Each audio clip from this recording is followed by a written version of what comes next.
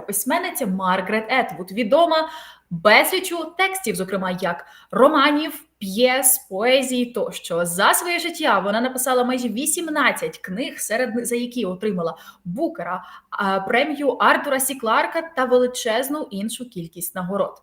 Також Марґарет активістка великою мірою підтримувала Україну та сьогодні допоможе нам зібрати гроші на ЗСУ, а саме на медичне спорядження для госпітальєрів. Welcome, Margaret. It's a great pleasure to have you today and to be able to discuss the merits and intricacies of your books. Thank you. My pleasure. Любі друзі, а ми нагадуємо, що сьогодні у наше інтерв'ю ви можете задавати свої запитання та зможете загалом бути разом із нами цією такою прикольною невеличкою тусовочкою. І зрештою не забудьте також, що ви зможете, підписавшись на наш канал, дізнатися про ще більше інтерв'ю та прикольних заходів.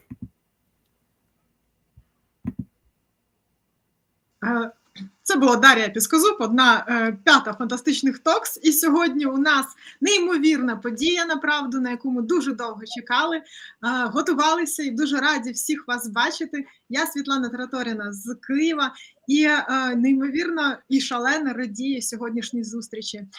Hello, Margaret. I'm Svetlana. I'm from Kyiv, and I'm sci-fi and fantasy writer, and I'm a great fan of your books. Thank you and welcome in Ukraine in our stream. Thank you. Lovely. Thank you. Привіт усім! Сьогодні у нас надзвичайний вечір. І я Наталія Маталінець, я авторка урбан фентезі та безлічі young adult книг. І також нагадую, що ваша увага – наша найбільша мотивація, тому неодмінно підписуйтеся на канал, ставте вподобайки і подивіться, скільки у нас вже зараз є відео з світовими фантастами на каналі. Hello, dears. I'm Talia Matalinets. I'm a Ukrainian writer from Lviv. I write mostly urban fantasy for young adults, and we have a very grand event tonight. Lovely. Отож, любі друзі, в якому процесі буде наше сьогоднішнє інтерв'ю відбуватися? Завдаватимемо ми питання нашій авторці англійською у той час, як українською, ось так, як зараз ми показуємо вам унизу, ви побачите українську версію запитання. Після цього наша авторка зможе задати відповідь англійською, я все запишу у маленький блокнотик та намагатимуся відтворити якнайкраще зі свого боку українською. Ми будемо приймати запитання як від аудиторії, так і від наших партнерів, тож давайте стартувати. So let's probably begin, and what I wanted to ask you first was the thing that I think shook me as the first emotion when I read first the Oryx and Crake book and then The Handmaid's Tale. It was this very strong sense of post-apocalyptic genre in a very vocal and very almost painful way that pertain to reality. So I always was curious what it is that led you specifically to this genre. What made you feel like this is the methods of depicting the reality where I can say the most of what is worrying me? Well, I was a big sci-fi and fantasy reader as a young person. So that would be a teenager. And then I became a student of Victorian literature. And the 19th century is where a lot of these forms originated or were made popular. So if you think of the origin of sci-fi from other planets, that would be H.G. Wells' War of the Worlds. And futuristic types of books, that would be Jules Verne, the French writer. And weird Gothic fantasies, well, we know about Frankenstein, we know about Dracula, and we know about Dr. Jekyll and Mr. Hyde. And those are only the most prominent ones. There are many, many, many, many more. I'm going to hand it to the translator now. and then I'll say something else. Thank you. Отже, чому саме жанр постапокаліптики як основний метод вираження творчості Марґарет Етвуд? Власне, тому що із юного віку, ще будучи підлітком, вона страшенно любила наукову фантастику та фентезі. Уже підрісши, вона стала студенткою, що вивчала вікторіанську літературу. І саме вікторіанська література, саме література 19 століття – це момент, коли багато із цих жанрів або зароджуються, або отримують першу хвилю відомості. Якщо ж говорити про космічну наукову фантастику, то зразу пригадаємо безсмертний твір Велса «Війна світів». Якщо говорити про певні футуристичні книги, то отут одразу пригадується Жюль Верн. Готичне фентезі, усі ми пам'ятаємо величезні тексти, серед яких Франкенштейн, Дракула, доктор Джекіл та містер Хайд. І, зрештою, все більше і більше текстів ставали популярними саме у той період. And it was also an age of utopias. So many literary utopias were written because people really did believe that things could get better and almost perfect, because so many advances had been made in that century. They found out about germs, sewage systems, new kinds of transportation, railroads, steam engines, etc. And people were imagining a future world in which everything would be much better. And what were the problems that they were confronting? By and large, poverty. So big classes of poor people in many countries. And gender inequality, all of these utopias dealt with that. Women do better in the future in these utopias, although they wear less. These were written by men, by and large. So all the women are beautiful and they don't have as many clothes on. And that went on throughout the 19th century. But then along came the 20th century, and we start to get dystopias, apocalyptic dystopias, sometimes followed by utopias, but then we have World War I, and then we have World War II, and it became much less possible to believe that the march towards a better world was inevitable. So that's when we get the classics. We get We coming out of the Soviet Union. We get 1984. We get Brave New World. We get Ray Bradbury, Fahrenheit 451, and many more. But none of them are utopias. So I read a lot of this kind of thing as a young person. I was just the right age to read some of these books when they first appeared. And I always wanted to write one, but from a somewhat different point of view, not necessarily a male narrator. What would these things look like from the point of view of a female narrator? But I didn't feel I had the skills, because if you're going to do it, you have to do it well enough. And having read so many of them, I knew that there could be boring parts. Translator. Thank you. Також зауважимо, що утопії стали популярними, зокрема, тому що люди вірили, що життя може стати кращим, що ось зараз ми вже відкрили паровий двигун, ми відкрили каналізацію, ми відкрили мікроорганізми та почали робити великі кроки у медицині, що ось незабаром світ стане кращим місцем. І люди вважали, що які ж проблеми насправді турбують нас зараз, які можуть бути вирішені в майбутньому. Перш за все, це є бідність, це є нерівність поміж класами. Другою проблемою була, скажімо, нерівність поміж статтями.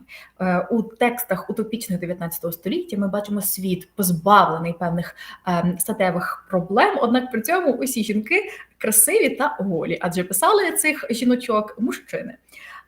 Після 19 століття прийшло 20-те, і ми отримали величезний ряд важливих для нас уже антиутопій, текстів із сильними апокаліптичними елементами та постапокаліптичними елементами. Почалася Перша світова, за нею Друга світова, і все менше люди вірили про те, що надалі життя буде ставати кращим. Важко було ігнорувати, знаєте, такий апокаліптичний присмак низьких шансів виживання. Саме цей період дав нам одні із найважливіших текстів постапокаліптики або певних таких знакових текстів, що деконструюють утопію. Це є «Ми замятіна», це 1984 Орвелла, це є «Прекрасний новий світ» Олдоса Гакслі, 451 градуса Фаренгейтом Рея Бредбері. І ніщо з цього не є утопією. Будучи юною читачкою, зачасту читаючи усі ці книги, власне, тоді, коли не тільки виходили, наша авторка розуміла, що вона хоче написати щось схоже, однак при цьому не з чоловічої точки зору, адже всі тексти там вказані були, власне, написані чоловіками. Їй хотілося написати щось, знаєте, з точки зору жінки, показати ту грань у цього жанру, яка представлена ще не була. Однак вона переживала, що немає достатнього скіла, адже якщо вже взялася за таку велику задачу, то це треба зробити не абияк, а добре. So I wanted to write one, but I knew that there were some things I would not be good at. I didn't have the skill set. I would not be good at dragons. Anyway, there are very good dragons in the literature. Best dragons are in Ursula K. Le Guin. Good dragons. I knew I would not be good at spaceships. So the kind of novel that I might possibly be able to do and that interested me is the kind descending from Jules Verne. So you have different ancestral lines. The dragons come from folklore, as we know, and mythology. The spaceships come from H.G. Wells. And the kind that is firmly anchored to this planet and what we can do, that would be the lineage of Brave New World and 1984. So a social dystopia, shall we say, and the material for it was very close at hand. It was in the United States, the country that began as a utopian experiment in the 17th century. It did not begin as a democracy. It began as a totalitarian theocracy. So what the United States is likely to become if it goes to the bad is a totalitarian theocracy, and there are people working hard at that right now. But I was writing this book back in 1984 when we just saw the beginnings of this. So my question to myself was, if these people say that women belong in the home, how are they going to get them back in there? How are they going to stuff them back into the home? Have no jobs, no money.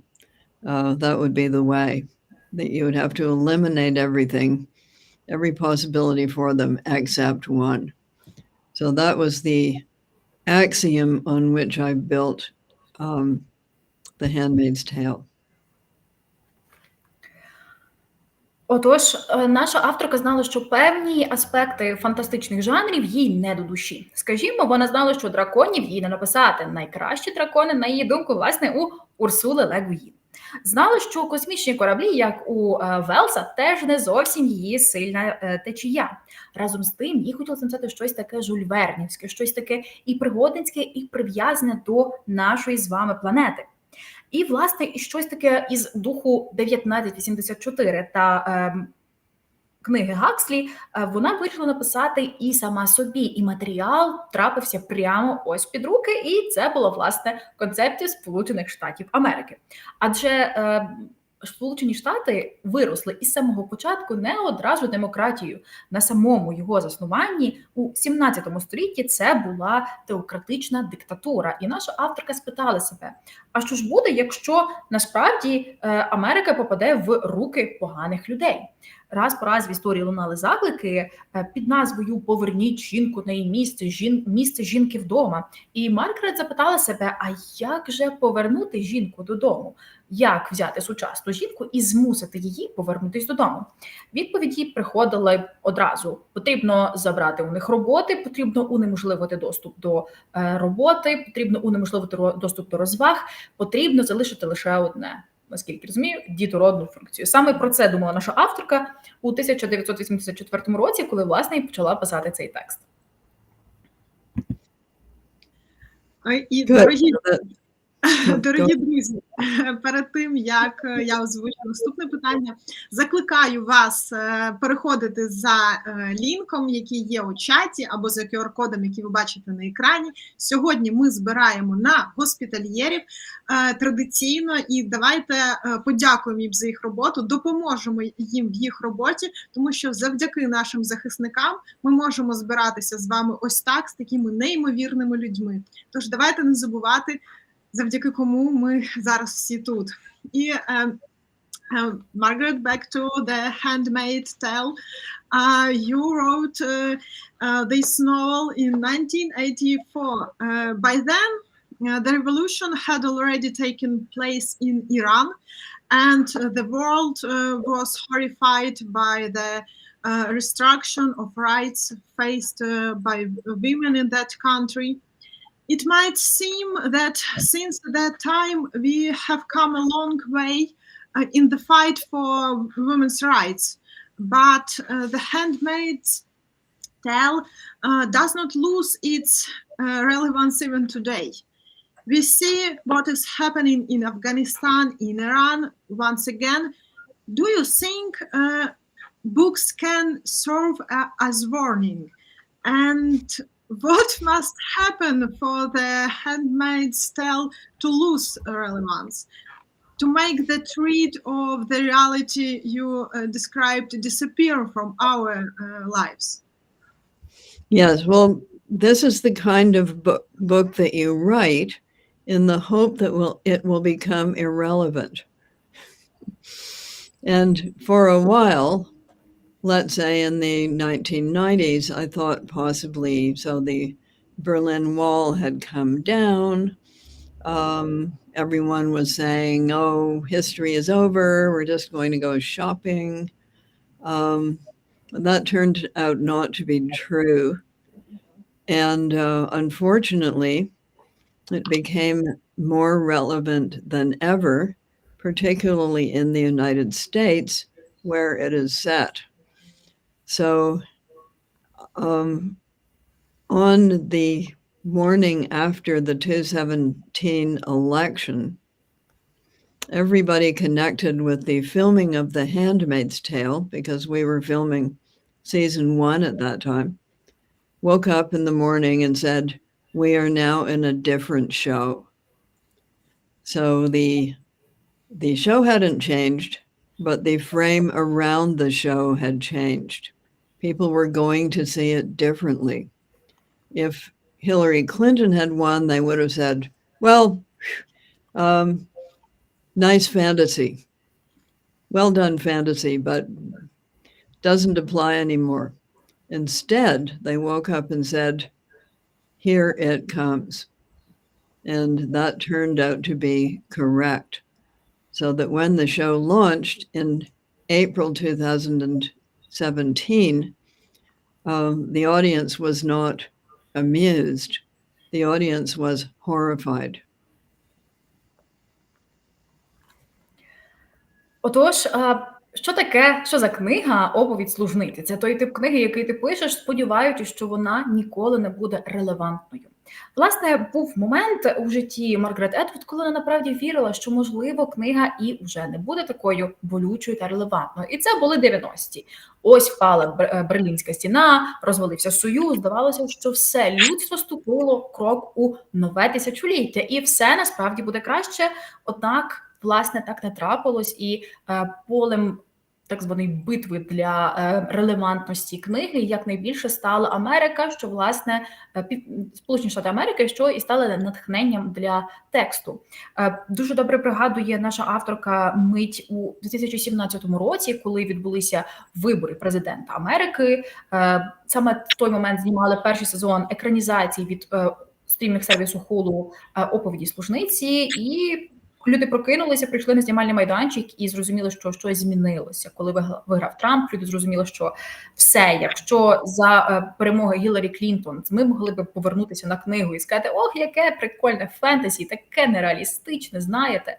А тут зрозуміло, що виграв Трамп, і такі, ну все, тепер ми в цьому живемо. Коли вийшов серіал у квітні 2017 року, то аудиторія не була розважена цим серіалом, вона була направду налякана.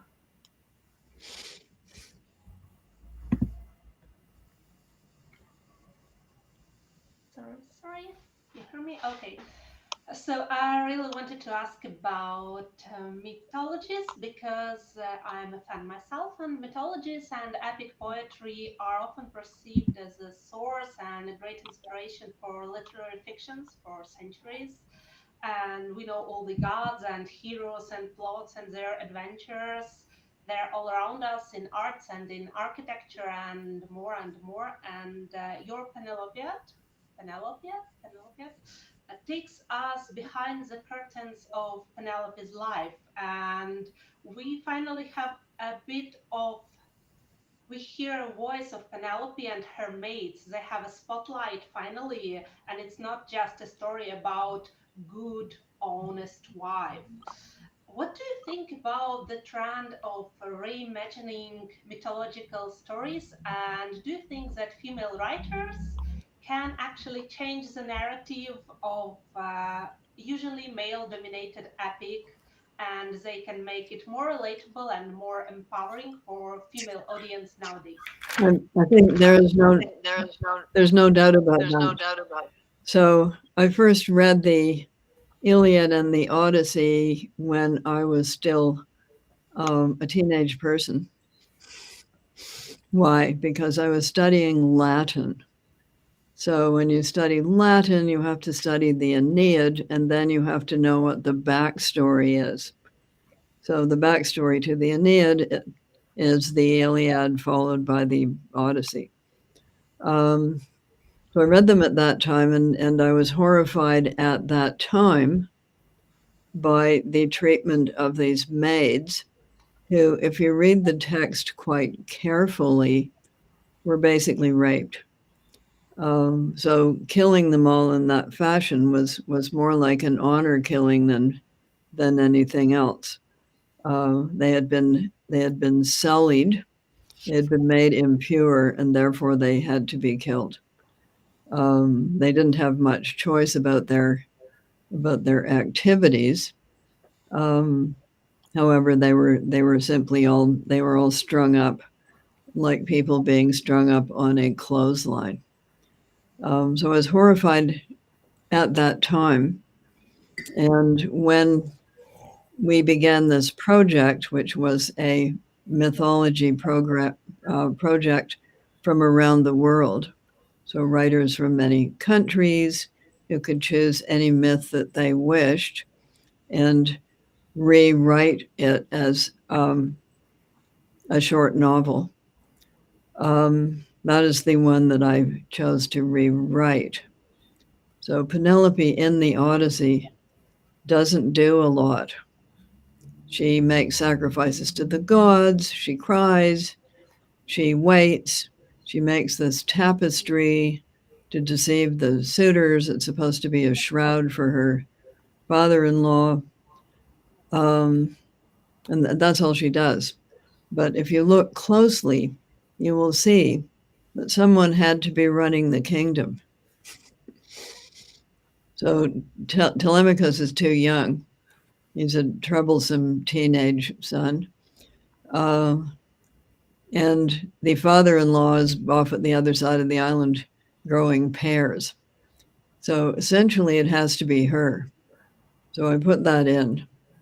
And I also examine the fact that of these three famous women, Helen of Troy, Clytemnestra, who kills her husband in the bath, and Penelope, they're all cousins. These people were all closely related. So that was fun. And I made the maids be the chorus, as in the Greek drama. They have some choral performances in different poetic forms. And needless to say, they're quite angry. Отож, поговоримо про Пенелопіаду. Важливо нам знати те, що для нашої авторки етапом, коли вона почала думати про цю книгу, є Іліада та Одіссея, які вона почала читати ще підлітком, адже на той момент вона вивчала латину, а для того, щоб вивчати латину, треба читати Енеїду. А щоб прочитати Енеїду, своєю чергою зрозуміти, що ж було до того, а саме Іліада та Одіссея. Прочитавши ці епоси, вона була насправді максимально негативно вражена ставленням до жінок. Адже згадаємо, що відбулося, скажімо, із групою служанок в Одіссеї. Їх гвалтують, а тоді вбивають. Розвішують їх на мотузці, мов вони були білизною, і пояснюють нам, що їх же забруднили, вони тепер нечисті, то що вже з ними зробити, давайте їх уб'ємо. І після того почався певний проект міфології із навколо всього світу, де певні письменники могли брати певні міфи і переосмислювати їх у формі романів, невеличких романів. Саме історія Пенелопи, дружини Одіссея, стала історією, яку хоче переказати наша авторка. Адже зрештою, що ми знаємо про Пенелопу із Одіссеї? Вона не те, щоб робила так багато, вона робить жертви богам, вона тче, молиться, а також приймає десятків прихильників, що прийшли до неї свататися замість Одіссея. І давайте побачимо дуже велику сюжетну дірочку. Хтось же повинен був управляти королівством. На той момент Телемах, син Одіссея, був надто юним, а її свекор на іншому боці острова вирощував персики. Саме тому я додала в Пенелопіаду те, що жінка насправді в той момент керувала всім королівством. І оті служанки, які так жахливо були вбиті, у моєму творі вони є хором, так, мовляв би це була грецька драма. Вони розлючені, вони співають, та вони стоять на певною мірою задньому фоні цієї розповіді, аби розказати свою лють на чоловіків.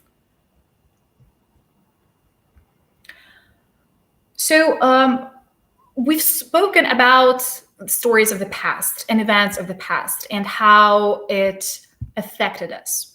And to be honest, when I was younger, or at least before 2022, I had those similar observations about, like the bad things of the past, and then there is something better, there is some new life. What happened was, well, much different. To your feelings, would you say that the world has changed again after the 24th February of 2022?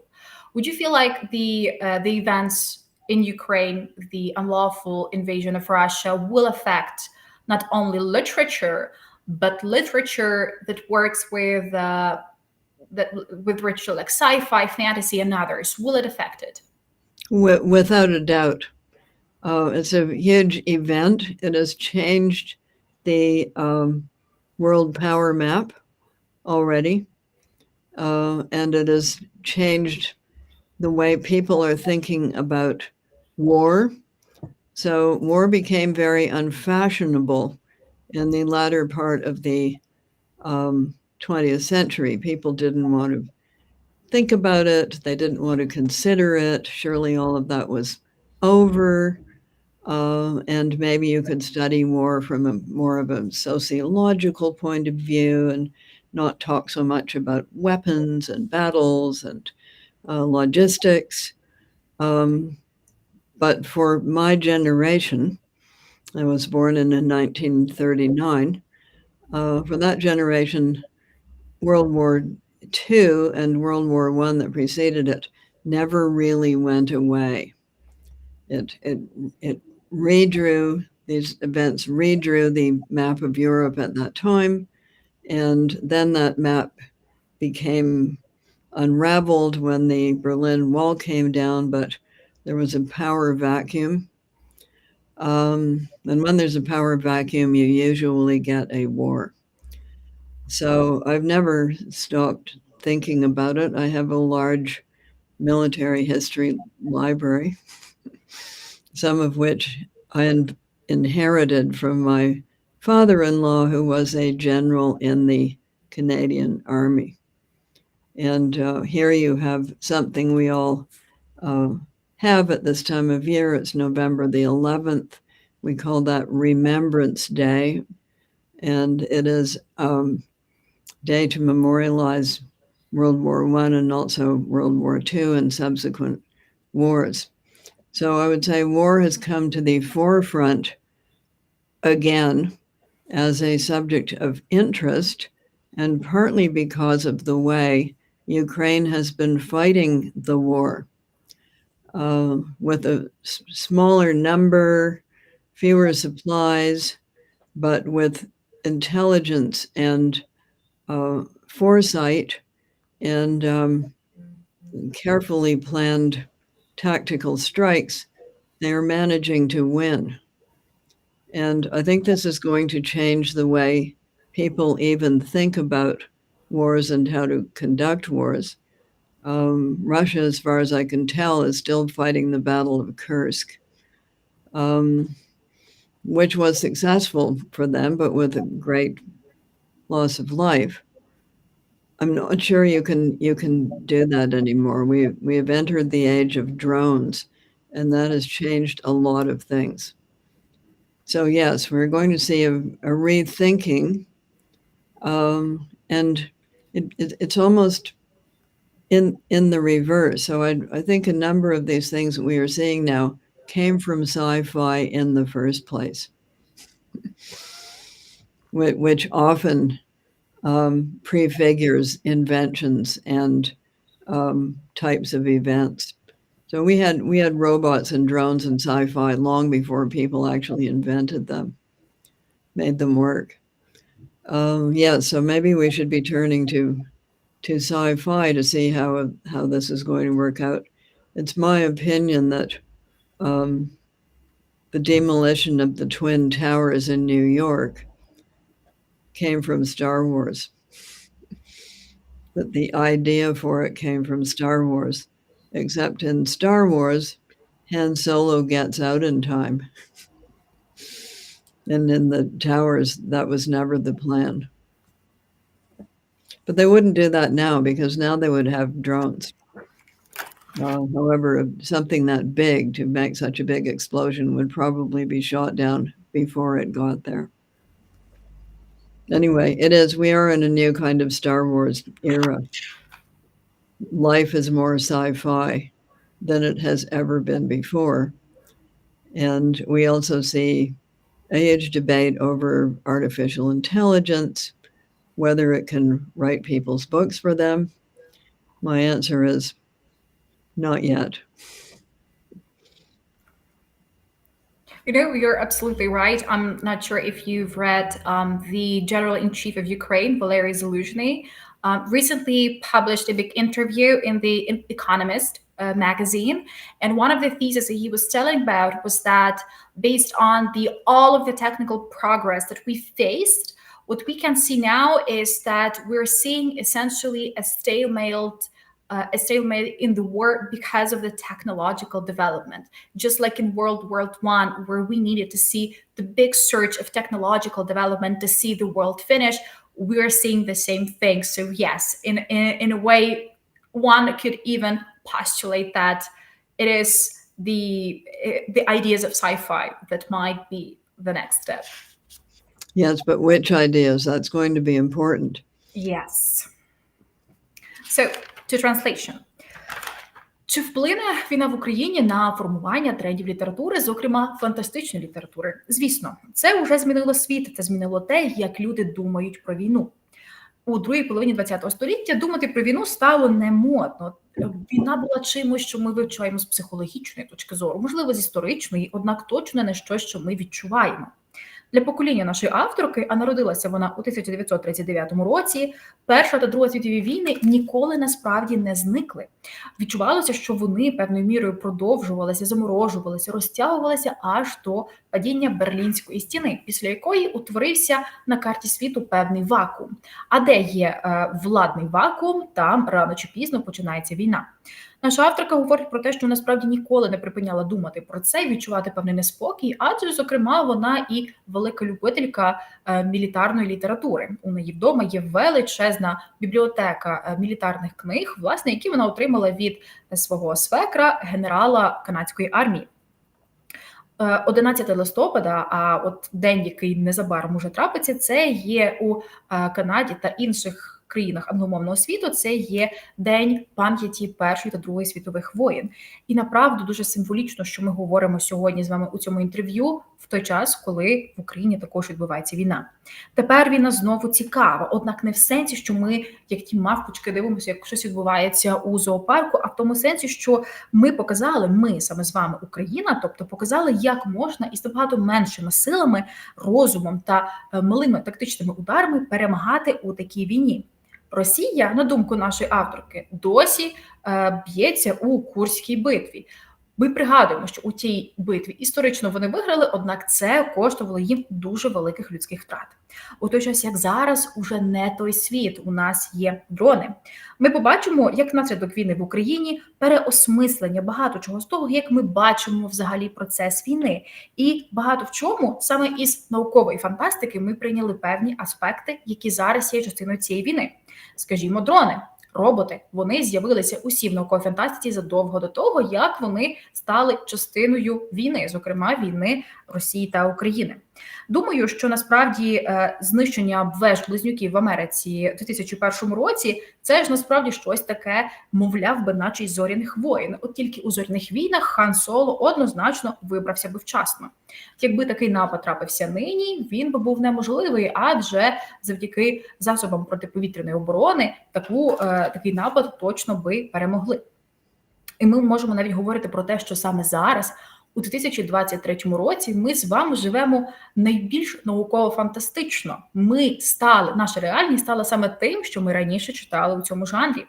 І одразу ми згадали також і про недавнє інтерв'ю у журналі «Економіст» нашого Валерія Залужного, де він згадав про те, що певною мірою ми зараз бачимо таку затримку у війні, тому що ми підійшли до межі наших технологічних можливостей як цивілізація. І так як у Першій світовій війні людству необхіден був великий крок вперед для того, аби певною мірою переосмислити, як ми можемо виграти, так само має бути і зараз. А що наша авторка зауважила, що дуже важливо, які ідеї наукової фантастики повинні надалі бути реалізовані у цій війні. І нагадую, дорогі друзі, щоб у нас було більше, сьогодні ми збираємо на госпітальєрів, тому щоб наші воїни в кращому стані покидали поле битви, щоб у них було більше шансів одужати і вижити, і щоб вони краще допомагали нам долати нашого ворога. Будь ласка, давайте донатити. Дякую за вашу активність. Ми сьогодні насправді активні, але ще наші рекорди не побиті, тому будь ласка. And my question from our media partner that writes about feminism, Дівоча Media, and they would like to ask, working with news about women's rights, we frequently find ourselves saying, oh, this is like the Handmaid's Tale coming to life. Reproductive coercion, abortion bans, unequal pay for women, these are just the tip of the iceberg. Could you have imagined when you wrote this book that it would become synonymous with real-world issues? Furthermore, what prospects do you envision for feminism today? Well, feminism isn't just one thing. It's one of those blanket terms, like sci-fi, that can have many, many different interpretations. And of course, it's going to be relative depending on where you are in the world, what is viewed as better, what is viewed as worse, and how much money you have, okay, class system, whether you exist in a society where racism is a big feature, whether you exist in a society that devalues old people or, on the other hand, respects them. So in many cultures, it's older women who are the moral arbiters. So everything has to be looked at depending on where you are in the world and who you are in the world. Because guess what? Women are not all the same. Big surprise. They're like other people. There are many different variations, and not all of them agree with one another. But we could probably agree on some fundamentals, which are they viewed as citizens of the country that they are in? I'm reading a lot about the French Revolution right now, and those arguments began then. They were very prominent then. So are we going to include women as decision makers? And initially they said no. Then there was some bettering of women's condition, but then when Napoleon comes in, it gets worse. Women have some rights, but they do not have the rights of full citizens, and they cannot vote. Women did not get the vote in France until after World War II. So these things are going to be, and every time you make what you might view as an improvement, someone else is going to push back against it. So there is no magic wand. There are some fundamentals that most women could probably agree about, but then there are a lot of differences. Yes, so it's an ongoing, unfolding situation, and there have always been arguments around this issue. Why is that? Because without women, so far anyway, we're not in Brave New World, bottle babies. So far, no women, no future. It's as simple as that. If people had been better caretakers of women, if they had been more respectful of them, then there probably wouldn't have been these agitations. But Napoleon was very frank about it. He wanted cannon fodder, which means he wanted women to have lots and lots of babies. And he wanted them in order to make wars. So pretty clear and simple. I think you have to look at the motives of people who are against, for instance, reproductive rights for women. Is their motive that they want a lever through which they can control women, or do they want lots and lots of babies so they can make more and money?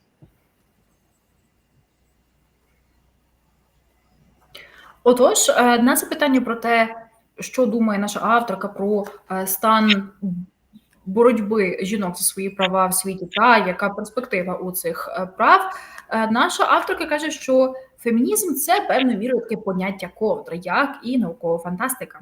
Є дуже-дуже багато інтерпретацій, які залежать, перш за все, від вас, від того, де ви народилися, у якому соціальному прошарку, у якій країні чи якому материку, яка ситуація із старшими дітьми в вашій країні, яке економічне забезпечення. Адже, наприклад, у великій кількості країн саме старші жінки є такими собі моральними компасами. Жінки не всі однакові. Це може бути для когось шоком, однак, направду, так воно і є. І оскільки не всі жінки однакові, то і погоджуватися на всі якісь рішення однаково вони не зможуть. Разом з тим, всі вони є громадянами. І саме всі жінки, отримуючи певні свої права і можливості як громадяни тощо, насправді і доводять нам про те, що саме ці права найважливіші права, які нам необхідні. Я задумалася про те, що тоді, коли вивчала французьку революцію, ще саме тоді, у той час, жінки задумувалися, що вони теж хочуть бути творчинями державного ладу та державного розвитку. Хотіли можливості покращити своє економічне становище, голосувати тощо. Однак, що ми бачимо, лише після Другої світової війни у Франції жінки отримали право голосувати. Завжди, коли жінки роблять крок уперед, знаходиться хтось, хто скаже «ні, роби крок назад», хто буде проти. Без жінок поки що, оскільки ми з вами не живемо у книзі Олдоса Гакслі «Прекрасний новий світ», не може, без жінок не буде майбутнього. Ми ж з вами не є дітками із пробірок. Отож, для того, насправді, аби в світі все було простіше, діти родилися краще і всім навколо було добре, треба ставитися краще до людей. Можемо це, знову ж таки, повертаючись до французької революції, помітити на метафорі із Наполеоном. Наполеон казав жінкам, що давайте, ось вам якісь кращі права. Однак причиною, чому він так робив, було для того, аби жінки народжували більше, бо йому було необхідне гарматне м'ясо. Тепер уже люди, які протестують проти певних репродуктивних прав жінок, це ж люди, які зрештою насправді просто хочуть, аби робили більше бейбіків, аби для того, щоб заробити більше грошей.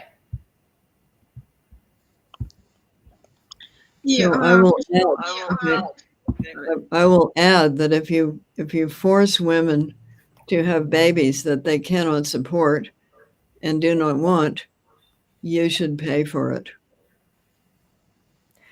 Якщо ви хочете змусити жінок мати дітей, які вони не мають як утримувати, ну так платіть за них самі. Я би хотіла додати, що текстовий варіант нашого сьогоднішнього інтерв'ю вийде на сторінках нашого інформаційного партнеру «Дівоче медіа». Тож, будь ласка, люди всі, хто ще чомусь на нас не підписані, на наші сторінки в соціальних мережах, будь ласка, зробіть це, щоб не пропустити цікаві матеріали від нас і від наших партнерів. Наталю, передаю слово. So actually, we have a very active audience tonight, and there are a bunch of questions in the comments, and a lot of questions are about books that you like, that inspire you, that were important for you becoming a writer, and actually our partner and your Ukrainian publisher, KSD Publishing, they made a small contest. Yeah, hello KSD Publishing. And the winner of contest asked a question. After reading which book you decided you want to be a writer? Well, no. That's hard to answer because I read a lot of books. So I'll just mention some of the kinds of books that I was reading. I read a lot of folklore. So not just Grimm's fairy tales, not just Hans Christian Andersen, but a series by a writer called Andrew Lang, who collected folk tales from around the world. So I read through all of those by the time I was 10. And then I got into the Greek mythology. So these are the treasure chests that we all draw on in one way or another. And I was lucky enough to encounter them at an early age. As I've said, I read a lot of sci-fi. And I also read a lot of murder mysteries. So more literary ones, less literary ones, all kinds of murder mysteries, and ghost stories. Ghost stories, of course, come from folklore. So that kind of thing, but I was also reading classic novels of the 19th century. I think we got those in school because they didn't have any sex in them. There was sex in them, but it was not on stage. You had to kind of figure out what must have gone on. It wasn't actually right there. So I was reading Charles Dickens, I was reading Jane Austen, I was reading the Brontes. I didn't start reading French and Russian novels of the 19th century until I was in college. So then I was in a course called Honors English, which meant you started with Anglo-Saxons and you continued on through everything up to T.S. Eliot. So that's a lot of reading. But I decided that I was a writer. How odd. When I was 16. My parents were, needless to say, upset. They wanted me to have a real job. They wanted me to be a scientist. Отож, які книги вплинули на нашу авторку?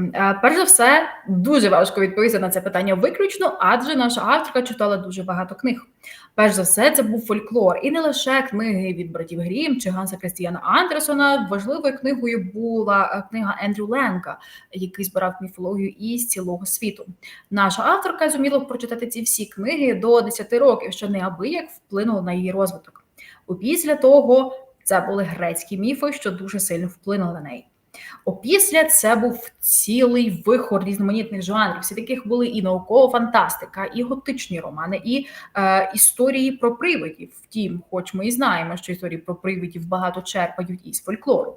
Опісля це були і Діккенс, і Джейн Остін, і сестри Бронте, і багато-багато інших. Уже старшаючи і вивчаючи літературу надалі в школі, в коледжі, вона вивчала історію англосаксонської культури. Тобто, а це ж означало читати від найперших літописів до набагато пізніших текстів, скажімо, от Т.С. Еліот. Ну і завдяки цьому всьому наша авторка дуже рано, у 16 років, вирішила, що вона буде письменницею, чому її батьки далеко не зраділи, адже воліли, аби вона була науковицею.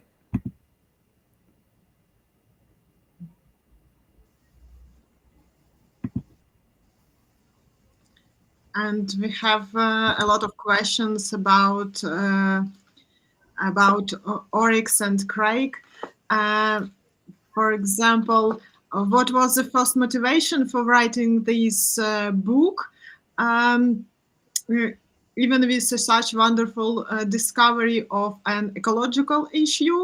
And about Crake, did Crake achieve his goal? How come he know that he did not eat? And if so, why did he decide to deprive himself and Oryx of the opportunity to see it? Our audience, Ukrainian audience, very like this book too. So I grew up with some early environmentalists. So my father was a biologist, and he was an early member of things like the Sierra Club. The biologists knew quite early that we were in an era of species extinction. Okay, before it hit the newspapers, this was being discussed in the 1950s. And you'll recall that Rachel Carson published, I think in the early 1960s, we were very aware of these issues that long ago. And I don't think global warming, climate change was not yet a theme, but it became one later in the 20th century. So I was just always aware of these issues because I grew up with them. Then we were in Australia watching birds, and we were watching some quite rare birds. And the discussion amongst the bird watchers was, how soon will it be before these birds are extinct? And that's when I started thinking of Oryx and Crake. And since these extinctions are being caused by human beings, what would it be like to live in a world in which those kinds of human beings didn't exist anymore? And if it's human nature that's the culprit here, how would you redesign? Suppose you had the chance. How would you redesign human beings so that they didn't contain the passions and needs and factors that drive us? So therefore, the Quakers don't need clothes. They've got built-in sunblock too. I would like that, and built-in mosquito repellent. I would like that too. So therefore, you don't need a textile industry. You don't need to grow cotton or wool or any other textile materials. They are vegetarian, so you don't need to raise any form of meat. Not only are they vegetarian, but they can eat leaves like rabbits. So you don't have to have agriculture on the big scale that we have it now. They don't pair bond. So you don't have romantic jealousy. You also don't have Romeo and Juliet, but sacrifices must be made. And they don't have an interest in who is the father. So children are considered the children of everyone. They don't, therefore there's no patriarchy. So you just reverse engineer us as we are now into something that would never develop in that way. So Craig thinks he can do away with music, but he can't. It's fundamental. And he thinks he can do away with symbolism because then you would never get religion. But it turns out down the line that he can't do away with that either.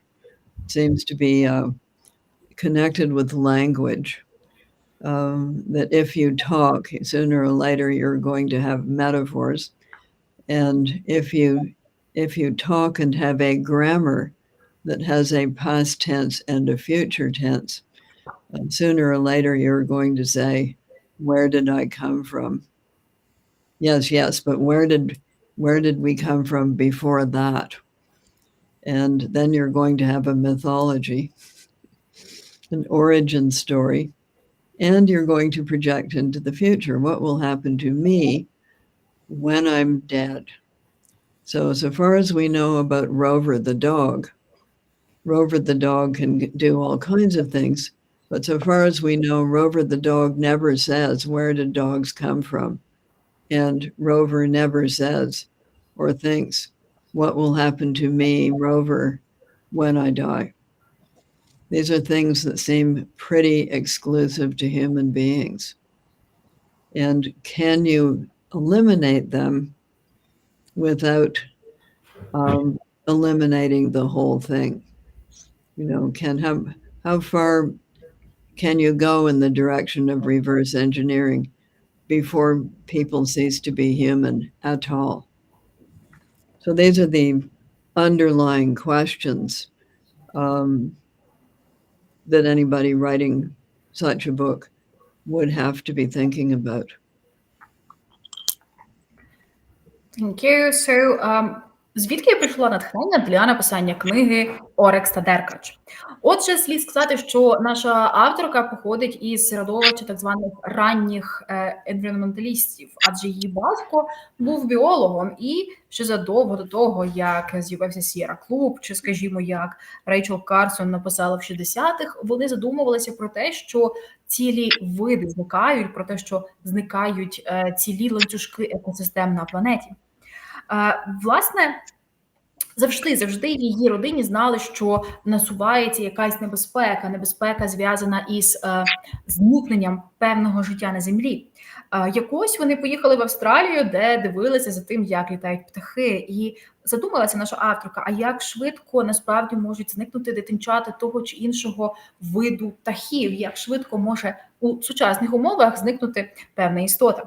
І так вона задумалася про світ, де не просто зникають види, де можна створити таких людей, що не мають певних атрибутів, які маємо ми, або які позбавлені певних проблем, які позбавлені ми. Власне, у книзі Орекса Деркач, один із персонажів в заголовку книги, створює людей деркачат. І це люди, що у них вони відштовхують самі собою кумирів, скажімо. Приємно, так, приємно, хотілося б це мати. Вони мають шкіру, що набагато легше обігрівається, що набагато легше захищає їх, отож і нема цілої потреби в текстильній індустрії. Нема потреби вирощувати вовну або бавовну, робити з неї тканину тощо. Ці люди також є вегетаріанцями та харчуються листям, тож навіщо створювати ферми, навіщо вирощувати певних тварин для цього? Також вони не мають такого, як парування, вони не мають пар, тож немає ні заздрощів, немає ні подружніх зрад, немає пристрасті, немає Ромео і Джульєти. Немає також поняття батьківства. Дитина належить усій спільноті, тож, відповідно, немає патріархату. Уся ця процедура – це так званий реверсний інженерінг того, що ми бачимо у процесі екологічному навколо нас, у глобальному потеплінні, у зникненні видів тощо. Я задумувалася про те, як Деркач собі уявив, що він може обійтися без музики, бо вважає, що це викликатиме зайві думки та емоції. Як він вважав, що необхідно знищити символізм, адже він рано чи пізно приведе до релігії. Як йому вважалося, що цього досить, однак ні, є мова. І якщо є мова, то рано чи пізно з'являться метафори про минуле, теперішнє і майбутнє, що приведуть до запитань, звідки ми з'явилися, куди ми йдемо. Зрештою, пес Ровер не скаже нам, звідки він пішов і ким буде. Це властиво, власне, людському виду.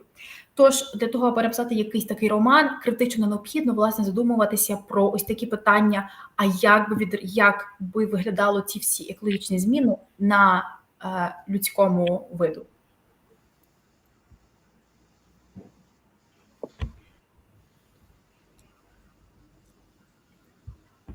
Okay, so I think we're nearing the end of our discussion, and the question that we've seen both in our chat and something we want to talk was the following.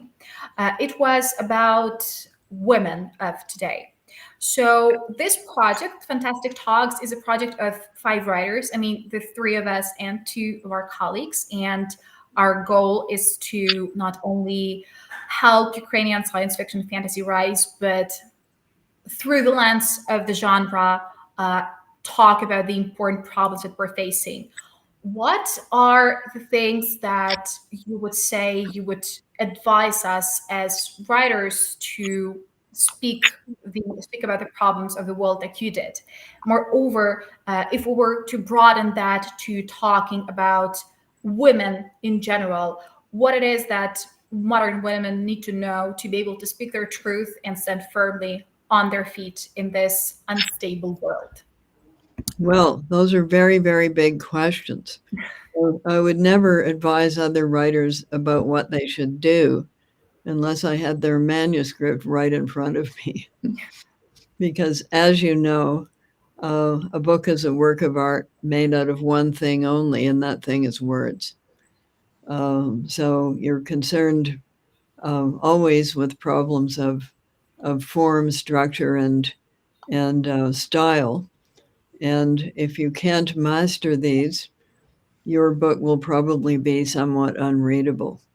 So before tackling any ideas what should be in the book, you should study how are you best going to present your book, and that means all kinds of things, such as what order are you going to tell the events in, who's talking, who's listening.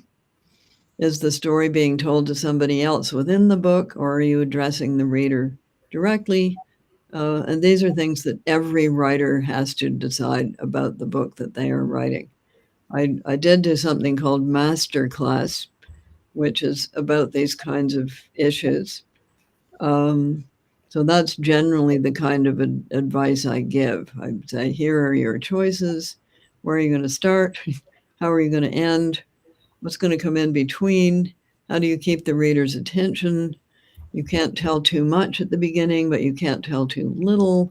How much is enough? All of these kinds of things. However, the form that you like, which is sci-fi and fantasy, allows you to enact possible social scenarios. You can only do that in this form. If you're writing a realistic novel, these questions can only appear in the form of thoughts of the characters or conversations of the characters. You cannot show the thing actually in practice.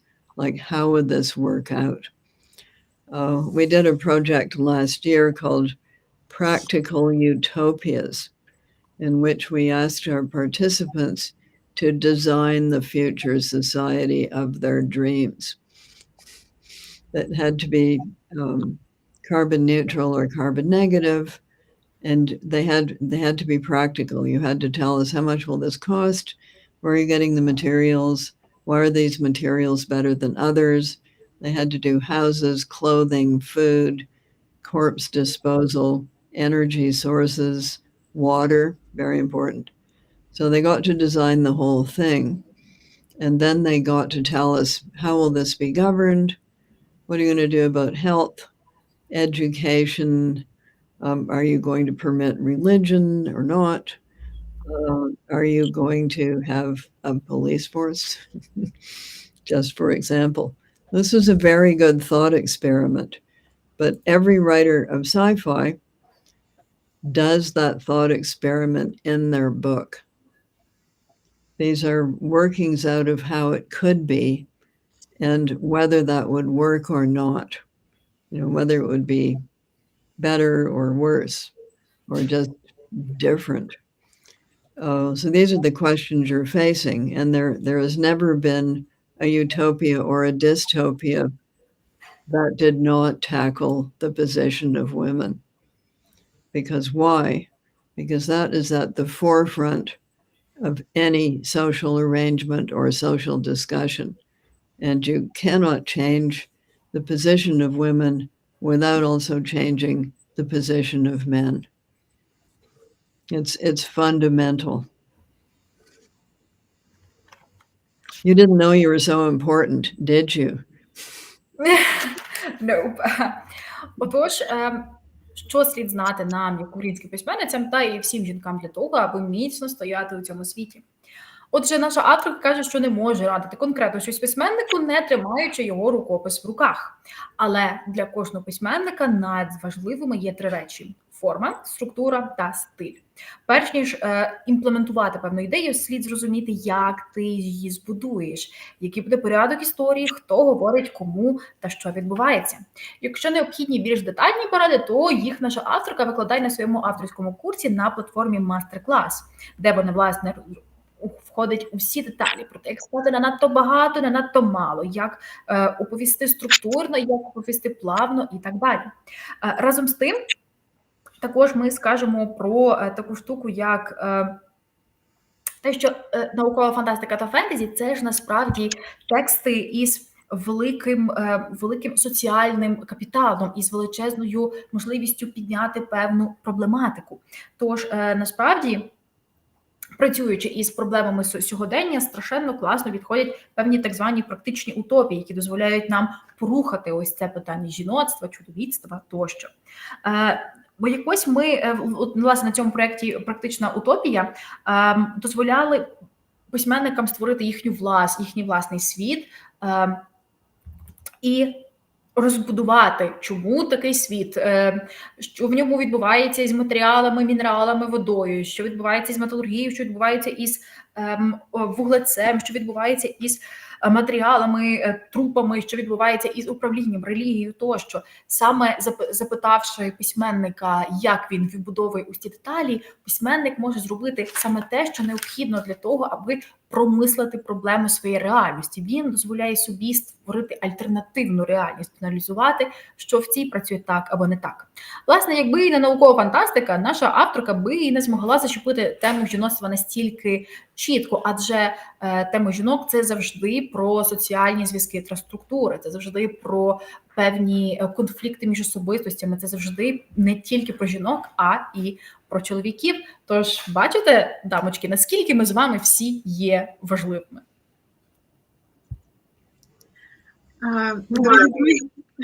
Дорогі друзі, на жаль, наш час спливає, всі ваші питання не зможемо поставити гості. Будемо сподіватися, вірніше ми їй перекажемо, що вона зможе їх побачити в чаті і при нагоді, маючи час, може щось відповість. Але водночас, dear Margaret, many people in our chats says thank you for your books, for your support of Ukraine, for this interview. It was very amazing. I really appreciate to be here and speak with you. Thank you. Thank you for from us and for our audience. And it's been a pleasure. І також ми сьогодні завдяки вашій допомозі зібрали 22 тисячі 14 гривень 76 копійок для госпітальєрів. Дякуємо, що підтримуєте медиків, які допомагають і рятують життя на фронті. Dear Margaret, I just wanted to add that during our interview, we gathered donations for hospitaliers, paramedics who work at the front line to save our soldiers and save lives daily. And we gathered 22,014 hryvnias. It's quite a lot for us. How much is it in? Oh my God, math. It's too difficult. Yeah, it's difficult for a writer to do math, but it's very good for us, and we're super grateful for this. Well, thank you. So with that said, we're really hoping that once again we'll be able to have a chat somewhere when we can once again think that things are starting to get better. Until they do so, we will be doing our best to at least speak through the painful points of reality through books, and hopefully we'll be able to see you one day in Ukraine. That would be lovely. На цьому, любі друзі, ми вдячні вам за вашу присутність. Нагадуємо, що ви можете допомогти цьому відео досягнути якомога більшої кількості людей, якщо поставите вподобайку, а після завершення прямого ефіру напишете нам коментар. Ми страшенно вдячні за будь-який зворотній зв'язок і нагадуємо, що ми регулярно проводимо зустрічі зі своїми фантастами. Серед наших гостей Джо Аберкромбі, Анджей Сапковський, Джонатан Страут, Ребека Кван та багато інших, тож, будь ласка, забігайте до нас на канал. Margaret, thank you and goodbye.